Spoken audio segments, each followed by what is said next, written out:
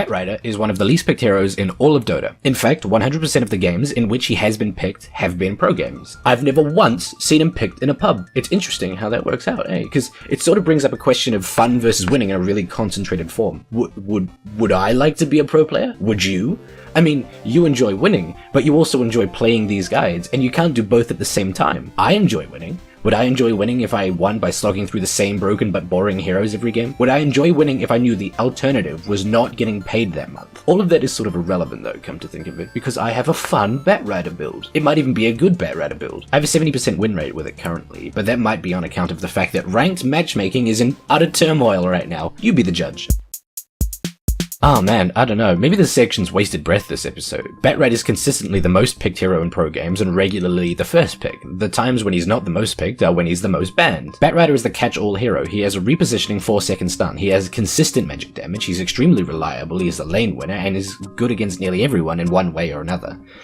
Unless they're Oracle. There's the one stipulation. Any hero who can purge Flaming Lasso, but even then, just lasso the Oracle. Or if it's a self-purger like Abaddon or Slark, just don't lasso them. In reality, Batrider can do everything but push a tower. Or well, that used to be the case.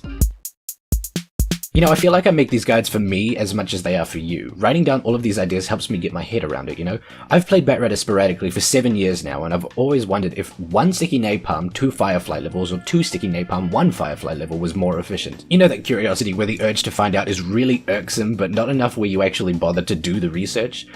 Well, here we go. I run Batrider offlane. I'm slowly starting to run everyone offlane, it seems. And there you go. Here's my build.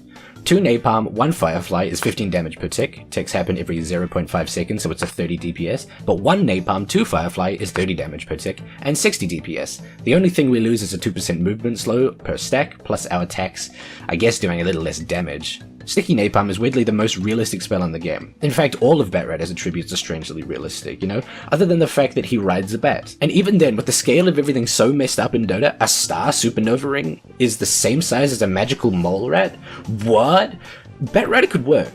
If literally everything in Dota was really small, except for Batrider's bat, which was bat-sized, a very small and light rider could be supported by it. Sticky Napalm's quirks are that it gives a turn rate slow of 70% with just 1 cast. No subsequent casts change that. A stack lasts 8 seconds, you have a 3-second cooldown, so a 5-second window to cast again. And if you successfully get that stack off, the duration is refreshed and you have another 8 seconds. With 10 seconds, you're adding 250 damage per damage tick. With a reasonably achieved 5 stacks, you're adding 125. Firefly ticks every 0.5 seconds. Every 1 second, you are dealing 500 extra damage. Just accidentally, pretty much. Flame Break, however, ticks every 1 second. With a 1500 cast range, you throw out a non-stunning pushback that pushes everything outside of the 375 radius in the shortest distance. So clip a guy with the edge, he moves 25 units, land it behind a fleeing guy, boy howdy, you've just launched him forward and into safety. It's a slow projectile too, so it takes practice to not unwittingly screw your team over. Generally, just overshooting and risking missing is usually safer.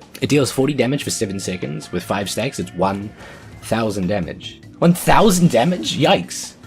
Firefly is also realistic. It burns everything. It burns down trees. And Napalm would amplify it, wouldn't it? It lasts for 18 seconds with 5 stacks plus the 70 DPS. It's a 10,000 damage nuke if they stood in it for the full 18 seconds, which they'll try to avoid.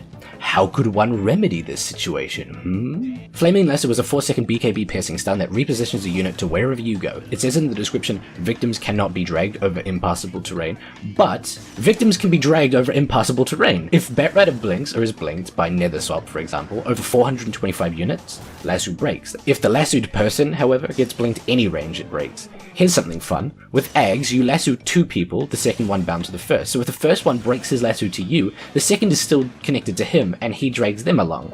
Cute, right? Oh, and also, lasso disarms Bat, so we'll have to think of something else to do in the 4-second duration. Channel a spell, perhaps? Why do I even pretend to be mysterious? You saw in the thumbnail I'm going to suggest Meteor Hammer, so here I go. Before that though, start off like we're boring normal Bats. Bat's the class of hero that can justify boots first. If he runs faster than his target, he can overshoot them with Firefly to make sure no matter which way they run, they're still being burned. And then just your classic tangos and clarity, maybe swapping out the clarity for Iron Branch.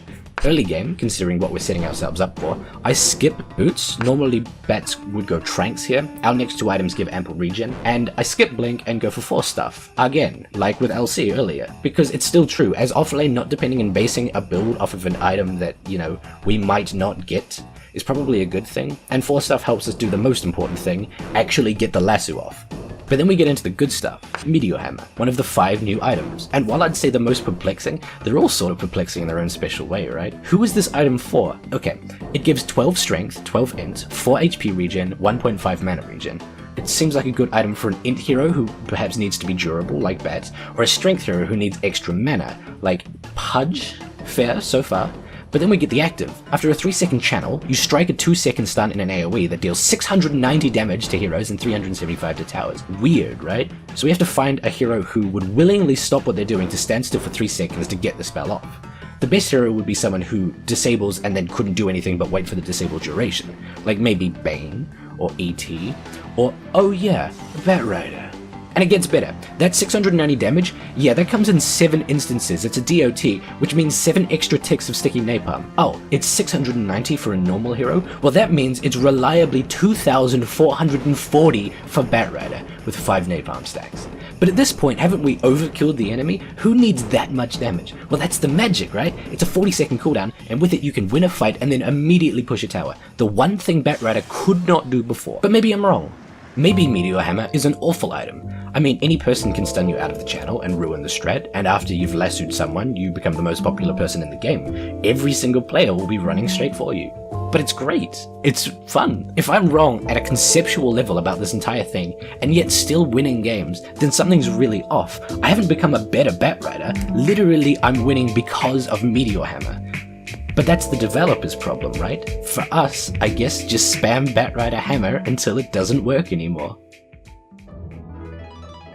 Alright, thank you to Chris, 1996, Freekill, Foxy fucking Loxley, Lucas Gakon, Mine Siege Towers, Mr. Magic aka The Tones, Shadow Sweetheart, Jeff Miller, Mr. Revolute, I'm Pickle Rick, haha, I saw these guides a whole day ago, Ashen Rabbit, Kim Nelson, Rhett Mitchell, Leonard, Christian Rudder, Rugu Mafleur, Tsunami Shadow, Yabus McGee, English Breakfast Tea, 14, Shiva's Guard, Slap a Leg a Lamb on the side for it, Tugs McBoat, Milocott, XD, Exato, Apache Murray wearing a headwear neckwear nicknamed as Hatcrafter, Jim Bob the Son of God, Soranok, Puneeth P, Scar, Grumman, the Chokatu, Average Soul, Sandor,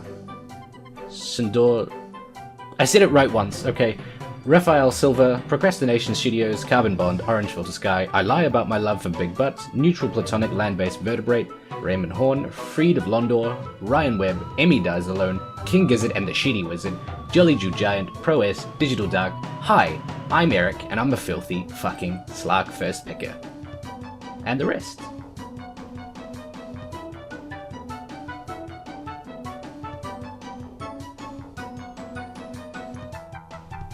Alright, bye!